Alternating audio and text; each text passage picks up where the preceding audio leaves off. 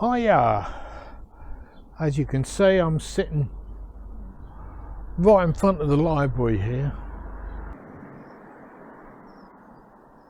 Just over here, there used to be a workhouse. Now we already know that this building just here was a school. You can actually see the little thing where I can only assume was a bell hanging up there. But School Mews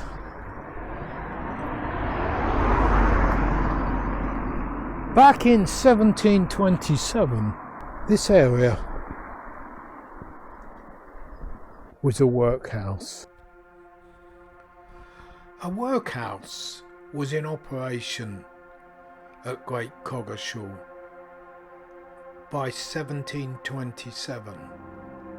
It was demolished in 1838 to 1839 and was replaced by St. Peter's National School.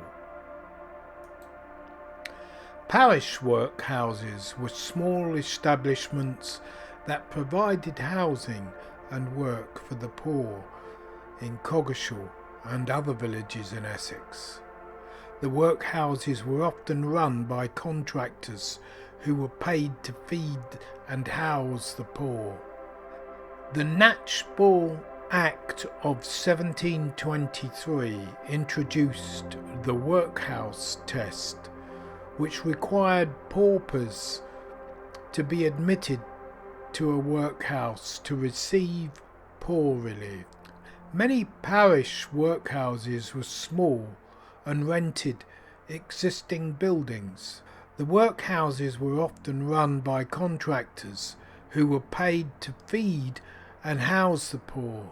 This system was known as farming the poor. The Poor Amendment Act of 1834 led to the construction of large union workhouses.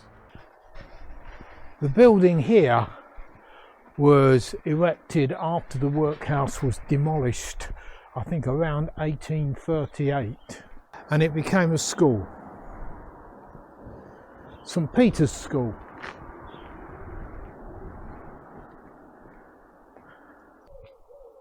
What I know of workhouses comes from the works of Charles Dickens. And the amazing thing is that Charles Dickens, when he wrote Oliver, he wasn't writing from just things he'd heard.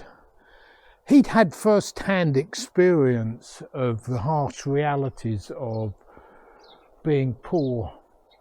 His father was incarcerated in a debtor's prison. Charles John Huffam Dickens. He was born on the 7th of February 1812 and died on the 9th of June in 1870. He was an English novelist, a journalist, a short story writer and a social critic. He created some of literature's best-known fictional characters and is regarded by many as the greatest novelist of the Victorian era. His works enjoyed unprecedented popularity during his lifetime, and by the 20th century critics and scholars had recognised him as a literary genius. His novels and short stories are widely read today. Born in Portsmouth, Dickens left school at the age of 12 to work in a boot blacking factory because his father John was incarcerated in a debtor's prison. This left young Charles to financially support his family by working at the factory to paste labels on bottles of shoe polish. This experience deeply impacted his later writing, often depicting the harsh realities of poverty in Victorian London. The factory was described as dilapidated and overrun with rats. Charles Dickens kept this experience largely a secret throughout his life, only sharing it with his biographer John Forster. The hardships he faced at the factory significantly influenced his later novels, particularly in his portrayal of child poverty and social injustices.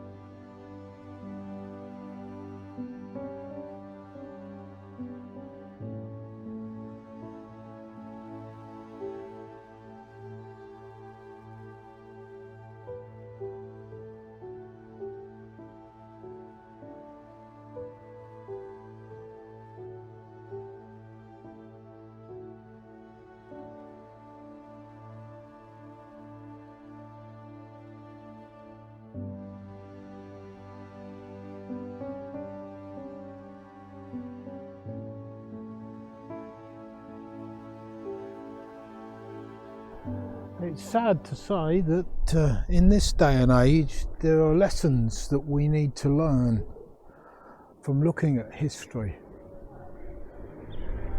And perhaps if they did that, some of the stupid things that are occurring in our day and age wouldn't be occurring.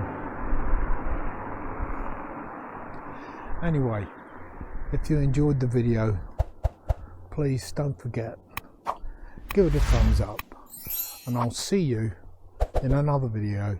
Stay safe.